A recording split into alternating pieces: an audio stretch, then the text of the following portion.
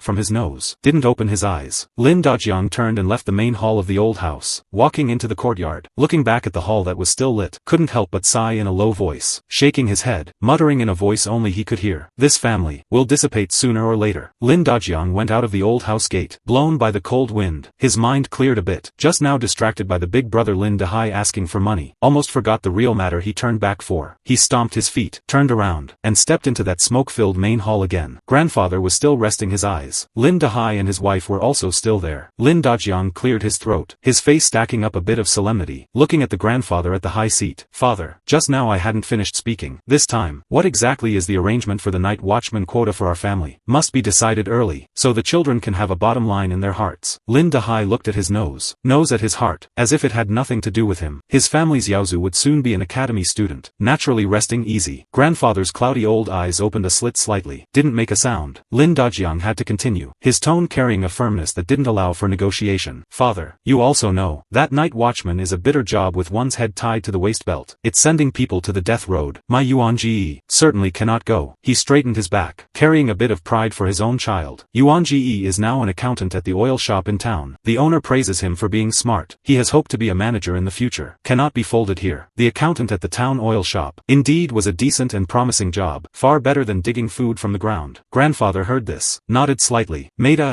from his throat, considered as default. That child Lin Yuan is indeed smart, able to stand firm in the oil shop. In the future, he might really have some accomplishments, worth keeping. Lin Dajiang felt a relief in his heart, hurrying to strike while the iron was hot. Looking at it this way, eligible men in the family can only be decided between fourth brothers Chen Ji and third brothers Hao Ji. He deliberately skipped his own son, defining the matter in a limited range. Grandfather gave a considered recognizing this range, but immediately, his words turned, his thin fingers rubbing the dragon head of the cane, slowly saying, "Your Yuan Ji doesn't participate in the drawing. That's fine." However, he drooped his eyelids, his gaze landing on Lin Dajiang. "Yaozu going to the county to study is a major matter concerning our Lin family's future door. Although he has obtained the quota, the cost is not small. You, as second uncle, must help out more, contribute your effort." Lin Dajiang's heart was suddenly filled with unknown fire again, asking for money again. Big brother's family relies on living in the old house, getting the benefit of proximity. Don't know how much benefit they have gained from grandfather, now still asking him to help out. But he didn't dare to confront grandfather openly, could only forcibly suppress his anger, the muscles on his face twitching stiffly, responding vaguely, "Child understands." He didn't want to tangle with the money matter anymore, hurrying to pull the topic back, asking, "Father, then this quota ultimately falls on whose family? You must give a standard word, so I can also have a bottom line in my heart." He needed a clear promise from grandfather, otherwise, he wouldn't feel secure in his heart. Grandfather heard this, was silent for a long while, the cane in his hand unconsciously scratching the ground. In the end, only then sighed long, looking in a dilemma. Heartbroken, sigh. Both palm and back of the hand are meat. This sigh dragged on for a long time, until Lin Dajiang was almost out of patience. Only then did he seem to have made up his mind, slowly saying, let Chenji go." He raised his eyelids. There was no warmth in his eyes, only a kind of coldness after weighing the pros and cons. "I have already spoken with the village head." Pausing, he seemed to want to convince himself, and also seemed to want to give Lin Dajiang an explanation, adding, "Chenji, that child, has been like a dull gourd since he was small, not pleasing, looking like he doesn't have any great prospects. Originally thinking of drawing lots to decide. Fairer, but this time, Dashan is too unreasonable, daring to confront me, tear up the recommendation letter, and even want to break away from the family. So rebellious, should also be well knocked and beaten. Let his son go to serve, call him to wake up." Lin Dajiang listened to grandfather's undisguised bias and coldness. His heart also felt a bit cold, although he was selfish, but he didn't think about pushing his nephew to the death road directly. He hesitated for a moment, still advising, "Father, this matter, should we reconsider? Or else, you still talk to fourth brother first. After all, enough." Grandfather suddenly thumped the cane on the ground, making a dull sound, interrupting his words. A trace of ferocity flashed on his face, only remaining with unquestionable unquestionable despotism. What is there to say? As long as Lin Dashan's household register is still under my Lin family's household, I, as the head of the house, have this right to decide who goes to serve. It's not yet his turn to point fingers at me. The chilling tone completely sealed the coffin of Lin Chen's fate. Lin Dajiang looked at the old man's resolute expression, knowing that whatever else he said would be useless. He could only swallow the remaining words back into his belly. But a shadow was cast over his heart. If the old man could treat the fourth branch like this today, it might not necessarily not become an enemy in the future. No one in the hall spoke again for a time, leaving only a suffocating silence. The light from outside the window shone in at an angle, yet could not dispel the coldness and calculation permeating this house. The sky grew completely dark, enveloping Green Ox Town in silence. Lin's father and mother returned home one after the other, their faces carrying undisguised exhaustion. Under the corridor outside the house, that precious night-watching oil lamp had been lit, the bean-sized flame leaping, casting flickering, uneasy shadows on the walls. Lin Dashan sat by the table, brows tightly locked, his face darker than the bottom of a pot, burying his head in silence. Lin Chen's heart skipped a beat. That ominous premonition surged in his heart once again. He asked softly, "Dad, what's wrong? Is the household registration matter not going smoothly?" Lu Yuru also sensed her husband's abnormal mood, putting down what she was holding, anxiously grabbing him. "Dashan, say something. What exactly is wrong? Did the village head make things difficult for you?" Lin Dashan sighed heavily, looking up. In his eyes were suppressed anger and a kind of deep helplessness. He opened his mouth, seeming to want to say something, but in the end, he just shook his head, voice hoarse. "It's nothing, don't mention it." He was unwilling to say more, afraid that saying it out would only increase the anger and panic of his wife and son. But this silence itself already explained everything. Lin Chen looked at his father's appearance, understanding it in his heart. Sure enough, the old man was still the same old man, having operated in the town for many years. How could he let them shake off his control so easily? The village head sighed, must have received some kind of implication, only then letting the matter of establishing a separate household be obstructed. He secretly clenched his fists. If not for his own decisive proposal to learn martial arts, having gained a buffer opportunity, probably at this moment, his family would be firmly gripped by the old house, without even the strength to struggle. Lin Dashan took a deep breath, as if wanting to press all the suffocation down. He turned his head, his gaze falling on Lin Chen. That look was extremely complex, holding guilt, holding anticipation, and even a kind of desperate decisiveness. He patted Lin Chen's shoulder forcefully. "Chen Ji, tomorrow, when you go to the martial arts hall, you must strive for success. Our family's future depends on you." This sentence carried a father's entire hope, and a family's final struggle. The light of the oil lamp reflected his determined yet tragic side profile, also reflecting Lin Chen's eyes, which in the dim light, appeared all the more bright and firm. The night grew deeper. The night-watching oil lamp burned silently, guarding this small room, and also witnessing the path of martial arts the young man was about to step onto, filled with thorns. The next morning, daylight had not yet completely dispelled the darkness. Only a slight fish-belly white revealed in the east. Lin Dashan gently shook awake Lin Chen, who was still fast asleep. "Chen Ji, get up quickly. The time is not early." Lin Chen opened his eyes in a daze, with the help of the faint light filtering through the window paper, seeing his parents had already risen. Father Lin Dashan had put on that blue long gown worn only on festivals or important occasions, tidying his collar somewhat awkwardly. Mother Lu Yuru was on the side, carefully helping him smooth out the wrinkles on his clothes, muttering in a low voice, "Seeking a master to learn skills is a major event. The clothing must be decent. Can't let people look down on us." The kitchen had already drifted with the aroma of rice porridge. Clearly the rice porridge for breakfast today. Lin Dashan said to Lu Yuru, "Chen Ji and I will be faster on the road. We will find a place in the county town to eat breakfast, and incidentally let him see the world." Looking at the morning market in the county town, Lu Yuru, however, shook her head immediately, calculating carefully. Eat at